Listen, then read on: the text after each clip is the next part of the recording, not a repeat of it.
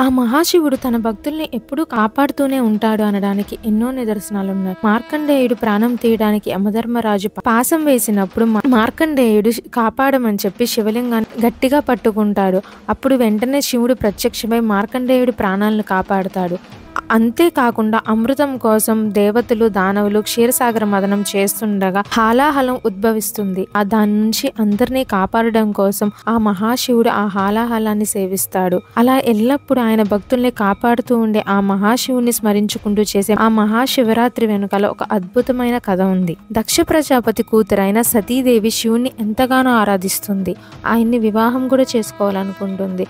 కానీ శ్మశానవాసి అని కపాలములు ధరించేవారని చెప్పి కూతురిని ఇచ్చి వివాహం చేయడానికి దక్ష ప్రజాపతి ఇష్టపడడు. అయినా సరే తండ్రి ఇష్టానికి వ్యతిరేకంగా సతీదేవి ఆ మహాశివుని వివాహం చేసుకుంటుంది. కొంతకాలం తర్వాత దక్షుడు ఒక పెద్ద యజ్ఞాన్ని చేయాలని నిశ్చయించుకుంటాడు. దానికోసం దేవతల్ని ఋషుల్ని అందరినీ ఆహ్వానిస్తాడు. కానీ మహాశివుని మాత్రం ఆహ్వానించడు. త్రిమూర్తులలో ఒకరైన మహాశివుడు లేకుండా యజ్ఞం చేయడం మంచిది కాదని భావించిన సతీదేవి భర్త వద్దని చెప్పిన తండ్రికి నచ్చజెప్పడం కోసం యజ్ఞానికి వెళ్తుంది. సతీదేవి తండ్రితో మాట్లాడటానికి ప్రయత్నించగా దక్షుడు శంకరుణ్ణి నోటికొచ్చినట్టు దూషిస్తాడు. ఆ మాటలను విని తట్టుకోలేక సతీదేవి ఆత్మార్పణ చేసుకుంటుంది.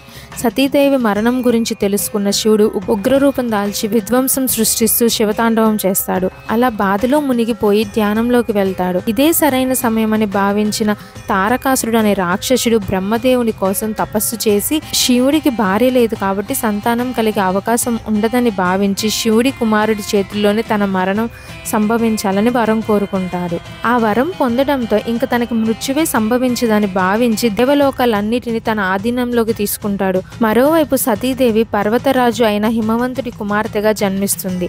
ఆమె పార్వతీదేవి.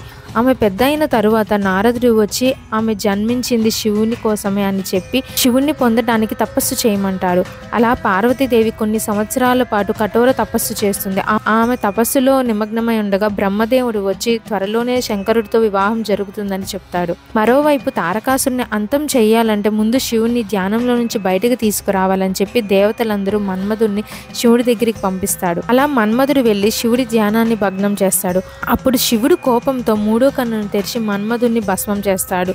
ధ్యానం నుంచి బయటకు వచ్చిన శివుడి దగ్గరికి మిగతా దేవతలందరూ వచ్చి పార్వతీదేవి తన కోసం చేస్తున్న తపస్సు గురించి చెప్పి ఆమెను వివాహం చేసుకోమని కోరతారు. మన్మధుణ్ణి వాళ్లే పంపించారని చెప్తాడు. అప్పుడు శివుడు మన్మధుణ్ణి మళ్ళీ బ్రతికించి ఎన్నో శక్తుల్ని ప్రసాదిస్తాడు. ఇంకా వాళ్ళ కోరికను మన్నించి శివుడిగా ముందు పార్వతీదేవిని పరీక్షించాలనుకుంటాడు. ఒక సాధువు రూపంలో ధ్యానంలో ఉన్న పార్వతీదేవి దగ్గరికి వెళ్లి శివుడి గురించి తక్కువ చేసి మాట్లాడతారు. ఆ శ్మశానంలో ఉండేవాడిని కపాలమాల ధరించే వాడి కోసం ఎందుకు ఈ తపస్సు అని చెప్పి ఎన్నో రకాలుగా పరీక్షిస్తూ ఉంటాడు. ఆ సాధువు మాటలకి పార్వతీదేవి కోపంతో వెళ్ళిపోమని ఆ శివుడి మీద తనకు అపారమైన భక్తి గురించి చెప్పిద్ది. అలా పార్వతీదేవి భక్తికి ప్రేమకి సంతోషపడి శివుడు పార్వతీదేవి కుటుంబ అంగీకారంతో ఆమెను వివాహం చేసుకుంటాడు. అలా ఎన్నో ఆటంకాల తర్వాత శివపార్వతుల వివాహం జరిగిన రోజునే శివరాత్రిగా జరుపుకుంటారు. తర్వాత శివపార్వతులకు జన్మించిన పుత్రుడు కుమారస్వామి తారకాసురుని వధిస్తాడు.